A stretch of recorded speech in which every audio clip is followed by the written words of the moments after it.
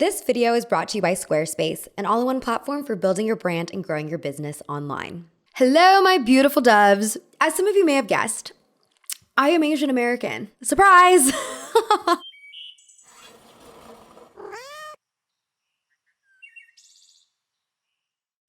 And like many Asian Americans, I went through a phase where I just about worshipped the K-pop industry. For me, this phase took place during sophomore, junior year of high school, to the point where I would wake up at 4 a.m. before class started just so that I could watch my favorite groups performing on Mnet because, you know, the time difference. This was also the first time that I discovered the Korean beauty industry because K-pop and beauty go hand in hand. Idols are constantly promoting products, doing product placements, similar to Sydney Sweeney's never-ending partnership with corporate America. Most idols also got plastic surgery, and this was something I was really shocked by at the time because in America, if a pop star got plastic surgery, it was like a major talking point, derogatory. People are really mean about it, so a lot of stars try to hide the fact that they got procedures. But in Korea, it's very blatant. You can easily find before photos of every single idol, and there's just not a lot of stigma. People actually praise the results when they're good. At the time, I was in awe of these surgical transformations. I truly believed that every idol looked so much better post-plastic surgery. Mind you, almost all the before photos of them are from when they were like 14 years old and still clearly growing into their faces. But that's besides the point. I was drinking the Kool-Aid. I was chugging the Kool-Aid. And as a result, I became obsessed with what kind of work I would get done when I finally got the disposable income to fly to Korea and pay for my new face. Like, this was so locked into my future plans.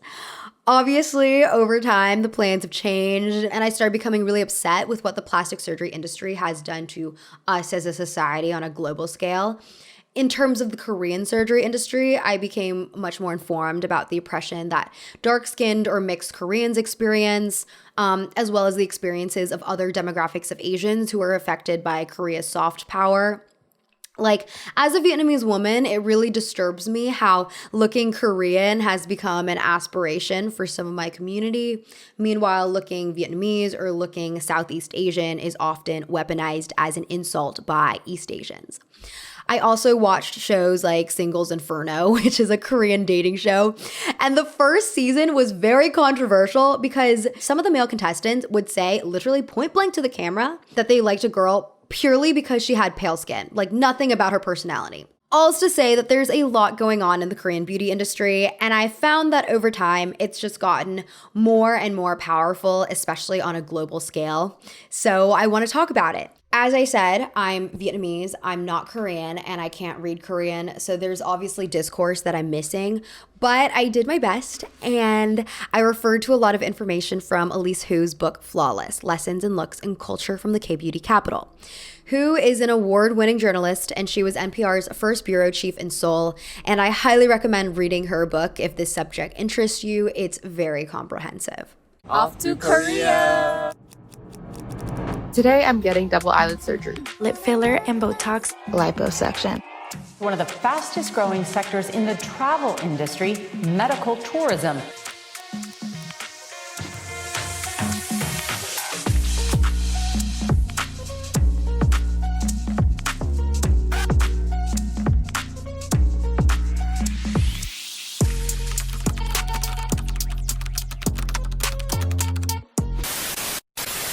If you've been looking for a way to build your website, but HTML and CSS and all that sound intimidating, Squarespace is an amazing platform that offers tons of customization options and pre-made templates. A lot of people use Squarespace to host their stores, and that's because it's just super easy. You can list any product from something physical to subscriptions to downloads. I'm currently using Squarespace as a portfolio, both for my book club and for my video essays. As an example, for this most recent video, the works cited was actually so long, it maxed out YouTube's description limits. So I created a page on my site to host all these references just for you. Check out squarespace.com for a free trial, and when you're ready to launch, go to squarespace.com/Mina to get 10% off your first purchase of a website or domain.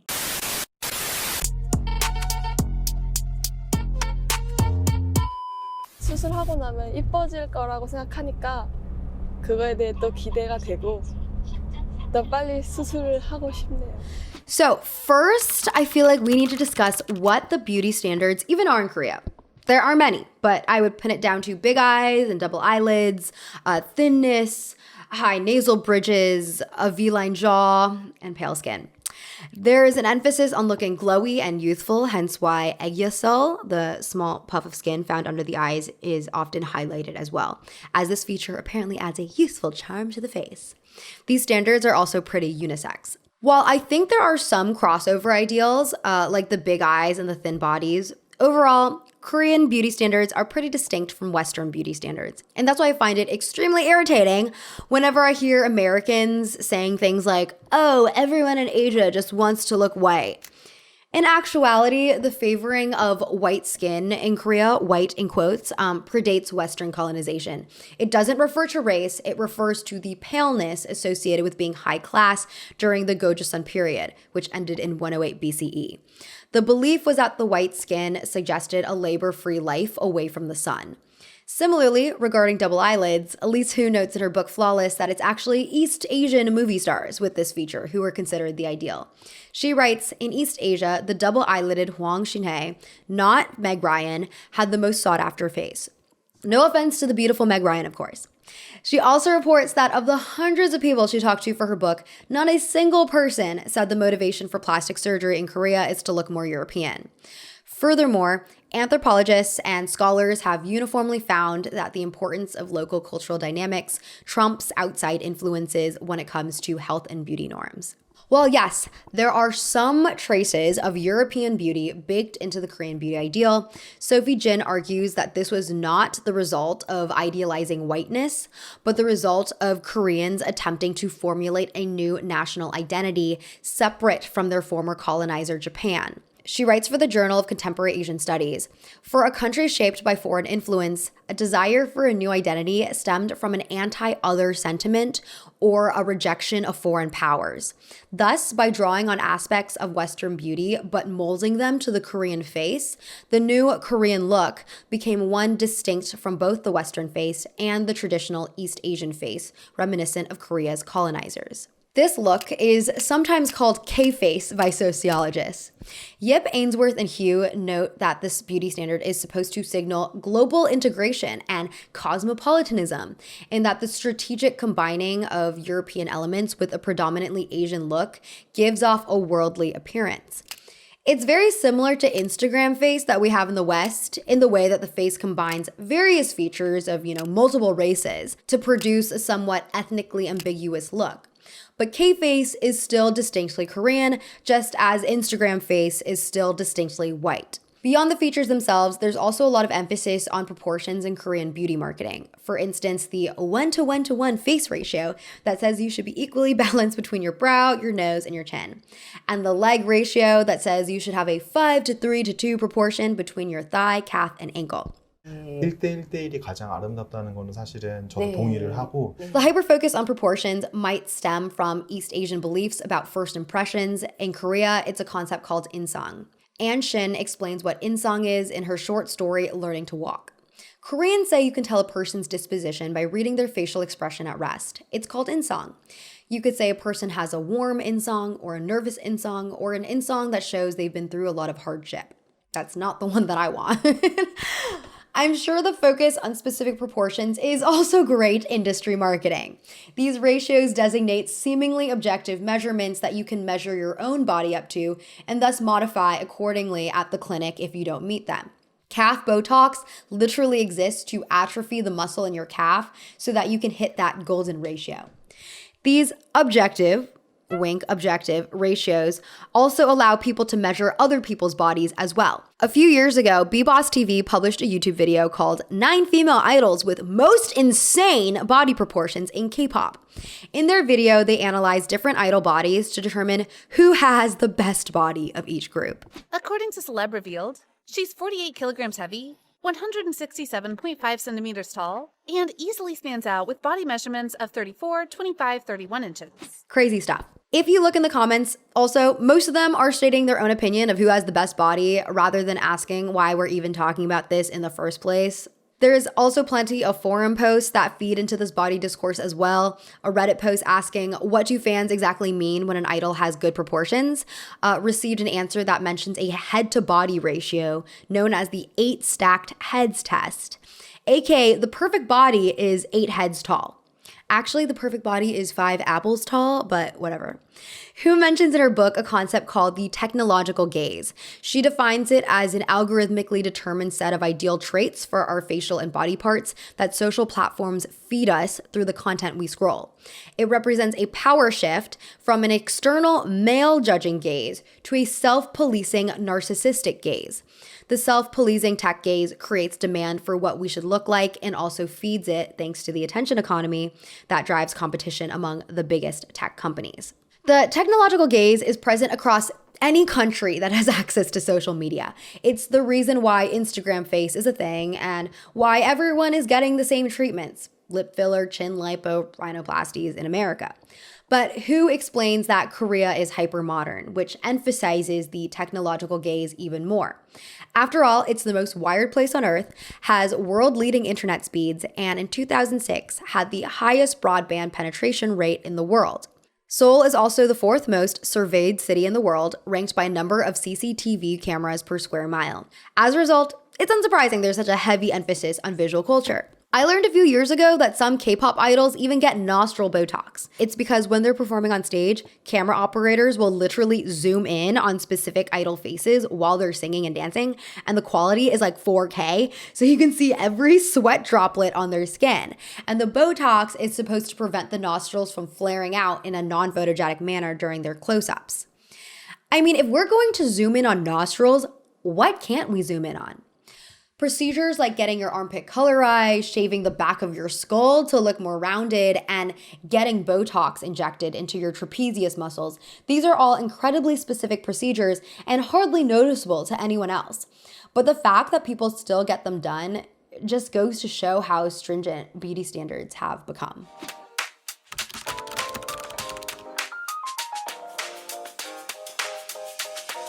You know, it's actually incredible that Korean beauty is so powerful on the global stage because Korea had a pretty late start in the beauty game.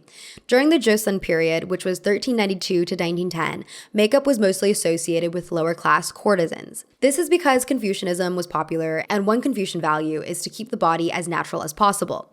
It wasn't until 1916 that the first mass-manufactured Korean beauty product came onto the scene, a white face powder called pakubun. But throughout the 20th century, there were some hiccups to industry growth. Following the Korean War, South Korea was ranked among the poorest nations in the world. Then, in 1997, a major economic crash forced the government into asking the IMF for an emergency loan of $57 billion. There was a lot of resentment over this bailout as citizens worried over the potential loss of their country's economic independence. For example, as a condition to the aid, the IMF forced South Korea to admit foreign banks and allow the import of Japanese goods that had previously been banned. For context, Japan started its imperial campaign in the late 1800s and annexed Korea in 1910. They brutally ruled over the country until the end of World War II, and given all the terror the military incited on the Korean people and the fact it was still a living memory for most of the population, yeah, it makes sense why there would be distaste over Japanese products. The New York Times interviewed a Korean woman at the time who lamented, "I'm angry at the American and Japanese demands. If you really want to help us, don't make us buy your things. Just buy our things." This sentiment was probably felt by the president of the time, Kim Dae-jung. He was also shocked at how much revenue the US and UK made from their media industries and decided that Korea needed its own pop culture industry. After the IMF crisis, he invested money into a new cultural content office. It became a collective effort in the country to build up the industry as everyone was eager to eclipse Japanese pop cultural imports. This soft power agenda strategy is known as Hallyu. And yes, it also included the beauty sector. As an example of the government's purposeful investment in the beauty industry, in the early aughts, Seoul's cosmetic surgery clinics were actually on the verge of shutdown since there weren't enough patients. But in 2007, the Korea Tourism Organization established medical tourism as one of its focus areas for growth.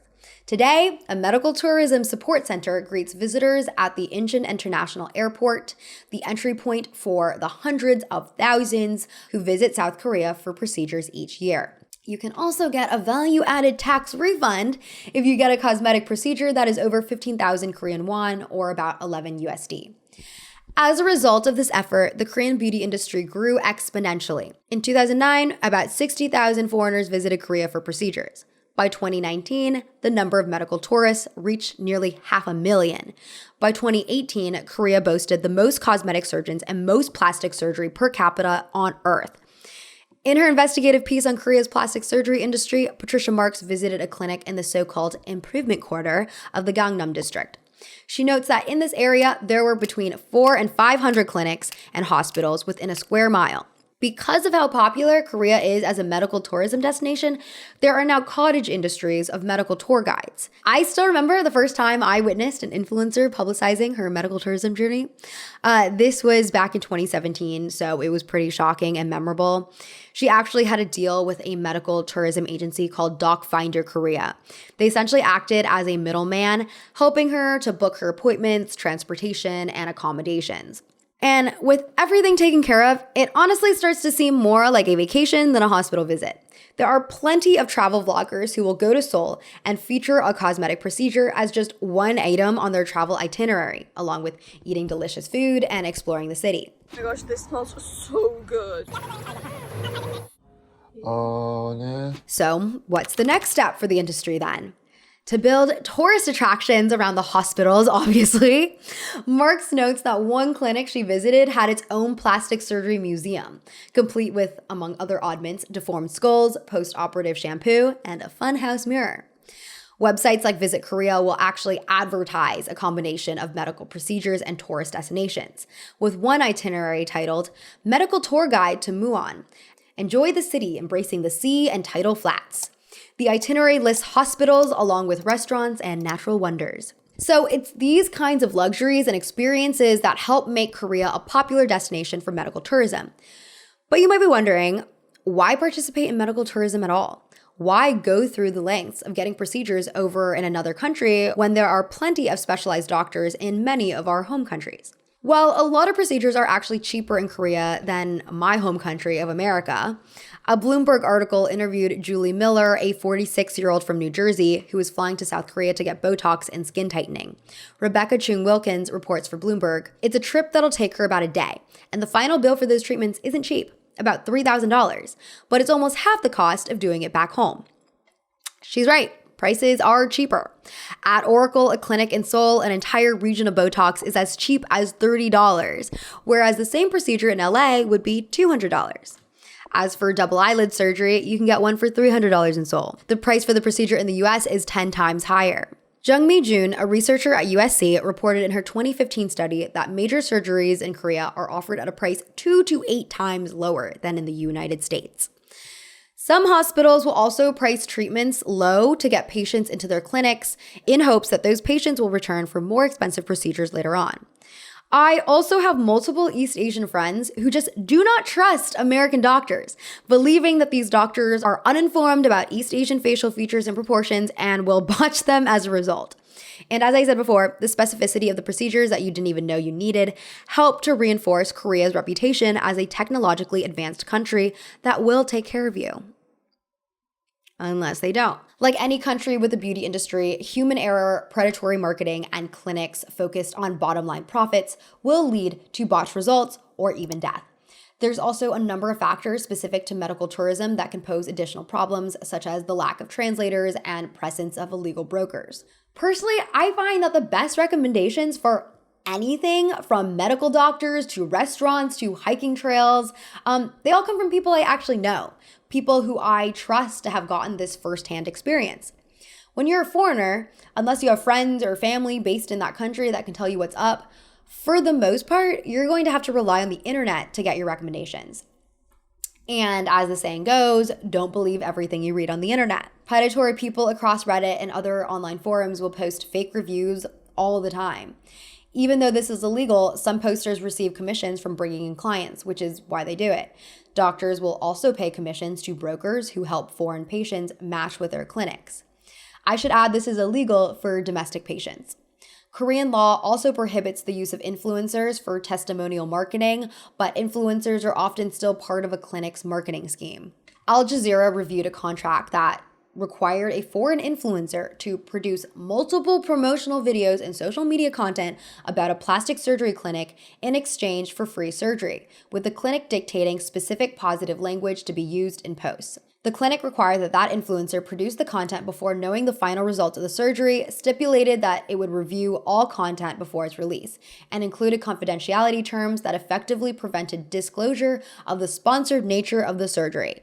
When the influencer didn't want to use the positive language because she wasn't happy with the results, the company demanded she pay back for the surgery and travel costs. Fortunately, her lawyer got the demands to stop after reminding the hospital that they were already doing something illegal under medical advertising laws. But not every influencer can afford a good lawyer to argue these clauses or even know that arguing is a possibility. The actual experience of getting the surgery can also be overwhelming and confusing. One American named Alex, who traveled to South Korea for a rhinoplasty, said she was rushed into surgery despite having reservations and not being able to speak with an in-house translator.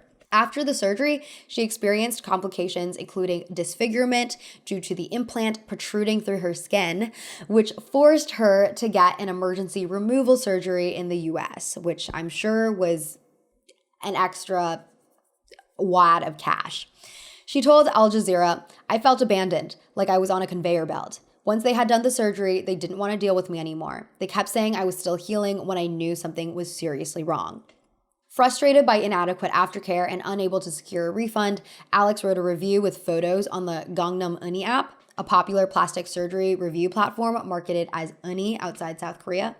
Eager to avoid negative publicity, the hospital offered a full refund, but only after she agreed to delete the review and sign a confidentiality agreement. The document, which was reviewed by Al Jazeera, prohibited her from discussing the contents of the agreement and her experience on any platform, with failure to comply resulting in financial penalties. Malpractice is everywhere. There's an entire reality TV show dedicated to fixing bad plastic surgery in the US. Some procedures are also just more difficult to do than others. They're more high risk. BBLs have a notoriously high mortality rate compared to other surgical procedures. I'm not too familiar with the American legal system, which I'm sure is tricky to deal with even for citizens. But if you get a procedure abroad, it's even more difficult to navigate because you're not a citizen, so you have different rights. And I'm assuming you don't speak the local language, so you'll need translators, you'll need to somehow find a lawyer, etc. Additionally, it's hard to get restitution if an accident does occur because Korea has strict defamation laws that make it very difficult for anyone to sue. There's also the issue with ghost doctors, aka doctors who perform a surgery that another surgeon was hired for. They come into the operating room when the patient is under general anesthetic. It's technically illegal, but regulations are not heavily enforced because it's hard to prove. Many clinics don't have CCTV cameras in their operating rooms and, patients are knocked out. The reason the ghost doctor industry exists is because of how high demand these clinics are, but rather than just accepting fewer clients, they hire ghost doctors, usually younger, less experienced doctors to maximize profits. Joe Elfing Huang, an associate professor of Korean studies at the University of Western Australia, told CNN that high-profile surgeons often use K-pop stars or celebrities to promote their clinic. But during busy periods, some just can't deal with the volume of patients, especially as star doctors also need to be available for consultations with new customers. Ghost doctors operate illegally in America too, but laws in Korea are pretty relaxed, even when malpractice is proven. For example, one doctor who asked a nurse to perform eyelid or nose plastic surgeries at least 90 times received only a 3-month suspension. Between 2008 and 2014, the Korean Society of Plastic Surgeons estimated that there were about 100,000 victims of ghost surgery in South Korea. I should clarify that just because you're treated by a ghost doctor doesn't mean anything bad will happen to you, but it is concerning to not know what's happening, and also it is illegal. So yeah, just not good. Overall, I'm not saying that Korea is a bad place to get work done. Obviously, many people go without any issues. But I think everyone at the very least should be informed no matter what country they go to, no matter what specific clinic they go to. Korea has this really good reputation, but that doesn't mean that you shouldn't do any research.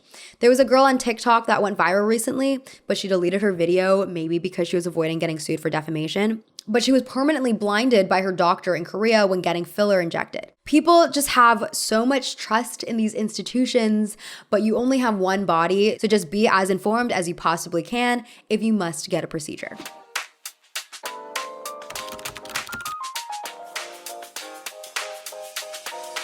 Despite the risks, cosmetic surgery has become pretty normalized both in Korea and in LA. A 2020 Gallup poll found that since the early 2000s, 70% of Koreans don't view cosmetic surgery as taboo. 1 in 3 women surveyed, all between the ages of 19 and 39, had undergone cosmetic surgery. 59% of men said they would get plastic surgery to improve their chances on the job market, a number that shot up 30% since 1994. Korean-American journalist Jane Chung wrote for Business Insider that when she was 14, her family offered her double eyelid surgery as a middle school graduation gift. Chung refused because at the time, she believed that permanent body modification was, quote, a tool of patriarchy to control and subdue women. She's not wrong. Chung is not the only one who's been offered plastic surgery as a graduation gift, though. It's common enough in South Korea that dermatology and plastic surgery apps offer up to 50 to 70% off discounts to recent high school grads in a 3-pack of popular procedures: eyelid surgery, nose jobs, and Botox for jaw contouring. Patricia Marks interviewed a Korean college student who said, "When you're 19, all the girls get plastic surgery. So if you don't do it, after a few years, your friends will all look better, but you will look like your unimproved you." There's a statistic that 1 in 4 Korean mothers with daughters between the ages of 12 and 16 have suggested plastic surgery to them. An anonymous Korean woman told Vice that the pressure comes from wanting their kids to be socially accepted. She says, "Everyone is getting prettier, and some parents don't want their child to be the ugly one. It's like in the 90s if you got a Discman because your parents didn't want you to be the only kid at school without one." This weirdly reminds me of the whole Japanese bento box phenomenon. Walk with me here. In Japan, it's common for mothers to invest a lot of energy into preparing aesthetically pleasing bento boxes or lunch boxes for their children. It can take hours to prepare all the ingredients, source the right tools, and shape all the foods. Ruriko Tomita, a 43-year-old Japanese woman with 2 young children, told National Geographic that she knows mothers who get up at like 4 o'clock or 5 o'clock in the morning cutting seaweed with scissors. Mariko Oi wrote for BBC about this and explained that the reason why they do this is because there is an underlying guilt that we, many Japanese working mothers, feel. It was our choice not to give up our careers, so our children shouldn't suffer because of it. She also notes that this is an expectation put on mothers by their communities as well. One woman confessed to her, "The pressure that my bento must be judged by the teachers makes it even more stressful." Makiko Ito, author of the Just Bento cookbook, says that bento is a reflection of parenthood. A lot of it is caused by the fact that many parents want to get their kids into a good kindergarten, and for that, they have to pass the test. So the better the parents perform in their parental duties, including making the right lunches, the more likely their children will be accepted by good schools and receive a better education. A 36-year-old Japanese woman named Kyoko Sudo also told Nat Geo her personal experience of being bullied over bento when she was in school. She recounted, "Kids started complaining about what my mother made. Maybe Kyoko's family is very poor because she only has 1 egg and 1 sausage. They judged me and my family, you know." So in a similar fashion, I think that a lot of the parents encouraging their kids to get plastic surgery are coming from a good place. You know, they want their kids to fit in, to not be bullied, to get good jobs later in life, and they don't want to be judged as being bad parents, etc. But ultimately, it is another pressure point that reinforces structural lookism. Lookism is social prejudice against those who fail to meet a certain appearance standard, and the word stems from the fat acceptance movement. Lookism is prohibited by a 1995 Korea law, but Helen Chu, a Korean beauty entrepreneur, explains that often the first thing anyone says when they meet you is related to looks. And as I said, it's structural. A 2017 South Korean poll found that nearly 40% of respondents experienced discrimination based on their appearances when applying for jobs. Up until 2019, when the practice became illegal, it was common for job applications to require headshots from their candidates. Job listings will also use terms like neat and beautiful to describe ideal candidates. One advertisement that drew media attention specified C as the ideal bra cup size. Even the Ministry of Employment and Labor once shared a link on Twitter encouraging job seekers to mind their looks, suggesting cosmetic surgery has become one of the 7 credentials needed for employment, and asking what type of face companies preferred for its applicants. The post has since been removed. So it's not a purely superficial interest to get work done. There are actual consequences for being ugly. And honestly, I think if I was in a situation where I literally could not get a job because of the way I looked, I would consider plastic surgery way more seriously. Obviously, I'm not in support of the cosmetic surgery industry because at the end of the day, this perceived independence and being able to change your appearance still reinforces a neoliberal mindset that each of us needs to self-improve in order to compete in the market. Also, worrying about aesthetic labor distracts us from focusing on actual structural inequality. So I don't agree with it, but I'm just saying there's reasons, and stepping outside of a system is more difficult than just paying $300 for double eyelid surgery. Also, every country has this kind of oppressive beauty ideal, but I think the major difference between, say, Korea and America is that Korea is more upfront about it. In America, to a certain extent, we still cloak plastic surgery discourse around feeling your best. Self-improvement language doesn't blatantly acknowledge the desire to be pretty for the approval of society. There's also still shame about getting beauty procedures. Not going to name any names, but there are many celebrities who will deny getting any work done, even when anyone with eyes can tell they did. Michael Hurt, a sociologist who is half Korean and half Black, explains, the US still does this, no, Photoshop is bad, be yourself, don't fall into the trap. But you can't escape this shit. Korean society says, fuck it, you look better, so go do that. If I can make my meat face look like the better hyper Photoshop digital version of my face, why wouldn't I do that? It's not the future, it's right here in Korea today. Koreans get beat up for looking fake, they're body shamed, but basically Korea is doing what everybody will be doing very soon. Yeah, I honestly feel like the reason plastic surgery isn't more accepted in the US is because it's less accessible here. And, we have a shrinking middle class that can barely afford things versus in Korea, it's way more accessible. And so you don't have to be like upper class Hollywood to be able to afford a nose job. But not everyone is buying into the beauty industry. There's a movement in Korea called Escape the Corset that pushes back against beauty standards, with the more radical members foregoing makeup entirely and shaving their heads. Who explains why this is so brave, specifically in South Korea?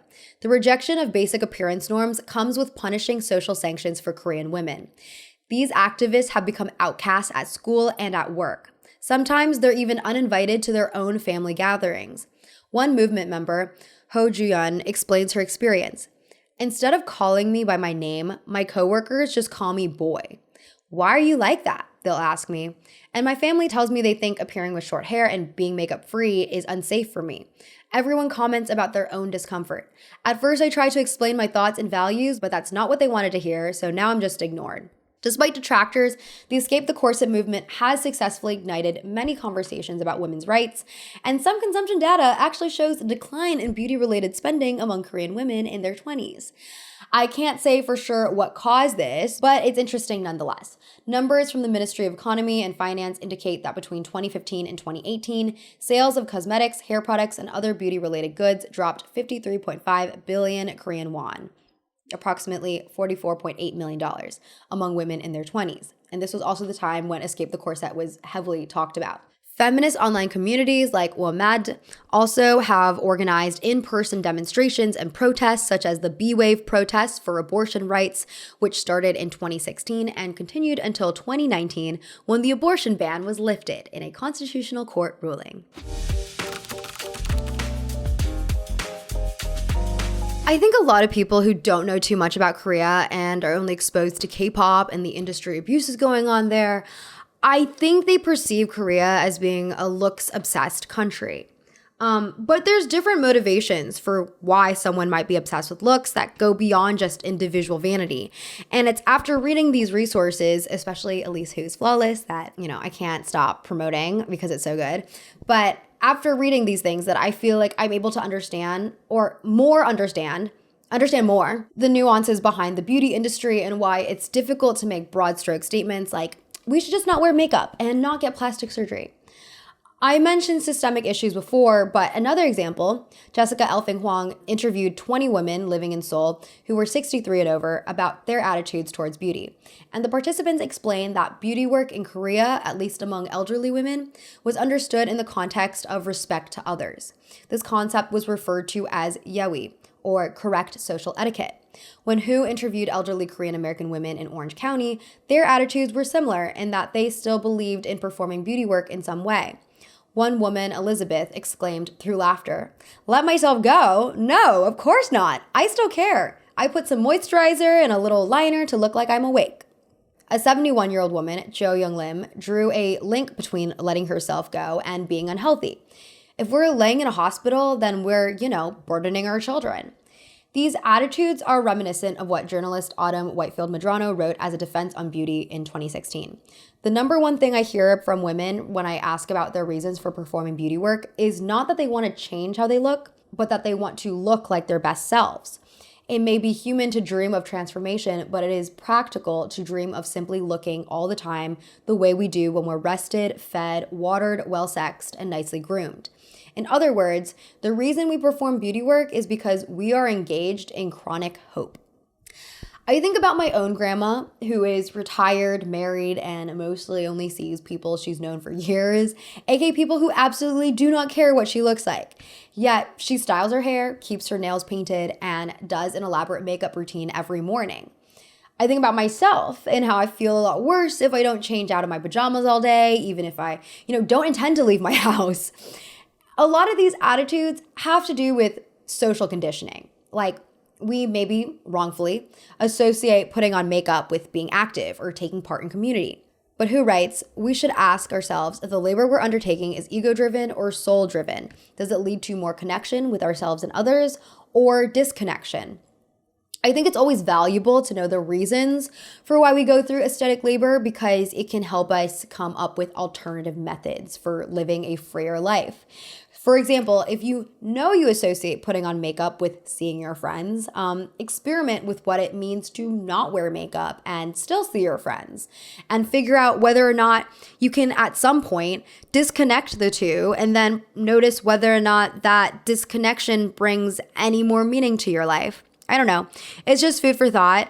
I think that obviously when you put in plastic surgery in here, it adds like another wrench to the equation than just like not wearing makeup for the day. But we like to talk in absolutes when it comes to beauty discourse. I think it serves us less to think of it in those kinds of dichotomies, especially when we're talking about other cultures and, the different kinds of like structural institutions that exist that make us want to adjust our bodies in this specific way. Okay, anyways, thanks for hanging out with me today. My name is Mina. I hope you have a lovely rest of your day. Please let me know in the comments what you've thought about when it comes to like plastic surgery in Korea. I don't know if this is like very niche, but I feel like it's not that niche anymore. And yeah, I would love to hear any experiences as always, and I'll see you next time. Okay, bye.